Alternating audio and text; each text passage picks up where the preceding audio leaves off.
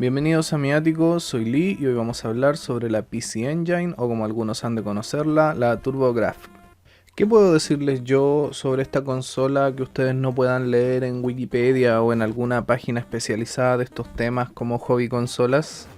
No mucho, seamos honestos, pero siempre viene bien un poco de contexto. Además, un video suele ser más cómodo que estar leyendo por ahí, ¿o no? El resto, simplemente comentarios y opiniones, además de un poco de información básica. ¿Qué mierda es la PC Engine? Se preguntarán algunos. Y bueno, primero que nada, vamos calmándonos un poquito, socio. Y segundo, la PC Engine es una consola, algo viejita ya, lo que llamaríamos retro.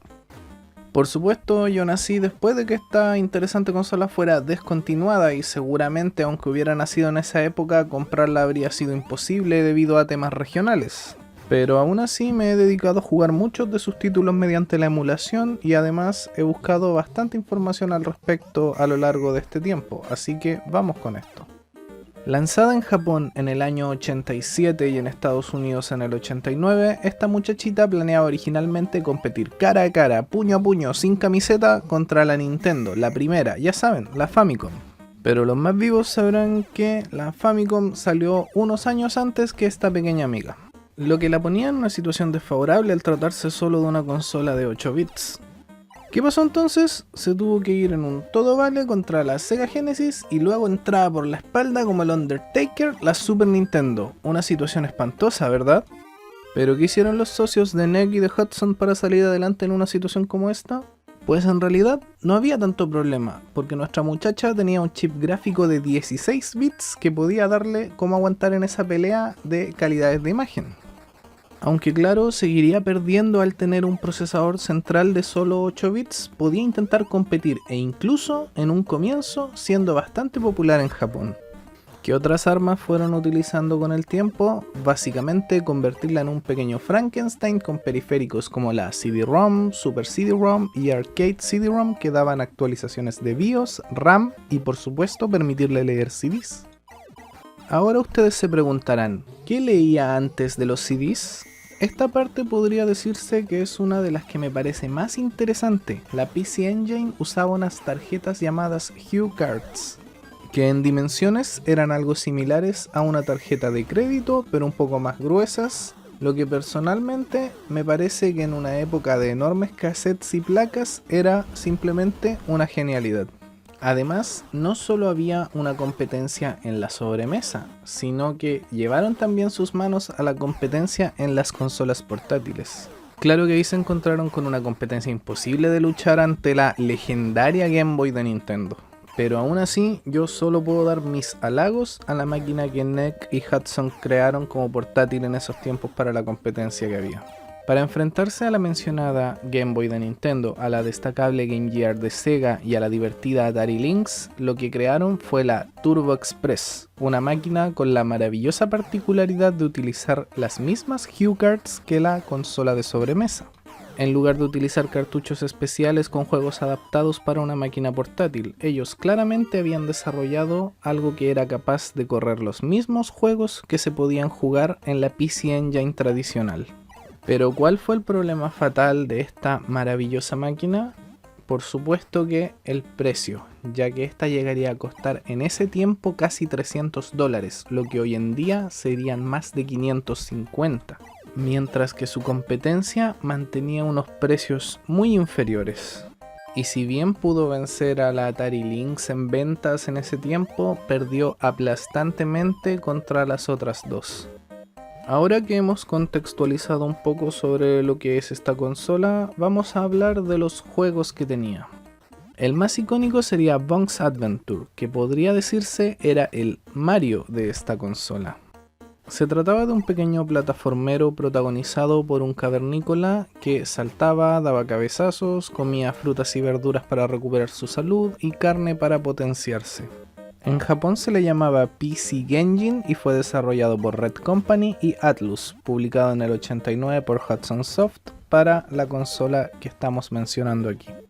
Además, el pequeño cavernícola había sido utilizado en numerosas publicidades de la consola en Estados Unidos. El juego tenía un diseño simple, pero era bastante divertido y fácil de aprender a jugar. Claro, un solo juego no haría que una consola valga del todo la pena, ¿verdad? Entonces, ¿qué más nos podía ofrecer la PC Engine? Pues tengo que decir que tenía una variedad espléndida de juegos de naves, como uno los suele llamar, clásicos como Raiden, R-Type, Darius, 1943, Afterburner 2 y muchos más. ¿Pero acaso las naves y Bonk no son suficientes? Entonces también podemos agregar Bloody Wolf, algunos Bomberman, Ghouls and Ghosts, Dungeon Explorer y muchos más. Ahora, de todos los juegos, ¿alguno que se lleve la torta y se la coma? ¿Alguien quiere adivinar? Uno que no mencioné antes para darle un poco de misterio al tema. Se trata de Akumajo Dracula X Chino Rondo, o como lo conocemos aquí, Castlevania Rondo of Blood. Ignoremos las demás versiones de este juego que hubieron o las posteriores reediciones y centrémonos en la de PC Engine, la cual requería el sistema CD-ROM y esas cosas. El sonido, la música, la imagen, la jugabilidad, todo era realmente bueno, y para quienes tanto aman el Symphony of the Night, no puedo sino instarlos a darle una prueba, que con algo de googleo pueden encontrarlo muy fácilmente. Entonces, opiniones finales. PC Engine a mí me parece una consola realmente bacán, muy interesante, que luchó de una manera aguerrida por sobrevivir a pesar de las desventajas, con juegos muy buenos, pero que lamentablemente la mayoría se quedaron en Japón. Todavía disfruto mucho de jugar en emulador al Darius, a China Warrior, a Genpei Toumaten, Vigilante y algunos más, incluido por supuesto el Castlevania Rondo of Blood. Cualquier amante de los juegos ya considerados retro debería darse un tiempo para probar algunos títulos en el Magic Engine o en alguna versión de Android para emularlos. Yo personalmente juego tanto en el PC usando el emulador mencionado como en una consola retro china que he comprado donde emulo con el Temper, obteniendo una estabilidad maravillosa en ambos casos.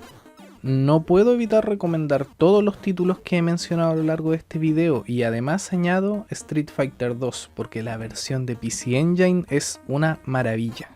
En cuanto a la Turbo Express, debo decir que me encanta el concepto, siento que es una genialidad crear una portátil en esa época que usara lo mismo que la consola de sobremesa, pero que lamentablemente el precio la enterró por completo. Sin duda alguna espero poder comprar una PC Engine de segunda mano por internet, o como mínimo la PC Engine Mini que ha salido reeditada en 2019, porque para mí es una consola sin pérdida incluso con las dificultades que pasó. Muchos declaran reina de la cuarta generación a la Super Nintendo, algunos incluso luchan diciendo que fue la Sega Genesis. Yo personalmente no dejo abajo de ellas a esta consola, puesto que fue una competencia muy interesante. Gracias por llegar hasta aquí en mi video, soy Lee y te deseo una buena mañana, tarde o noche.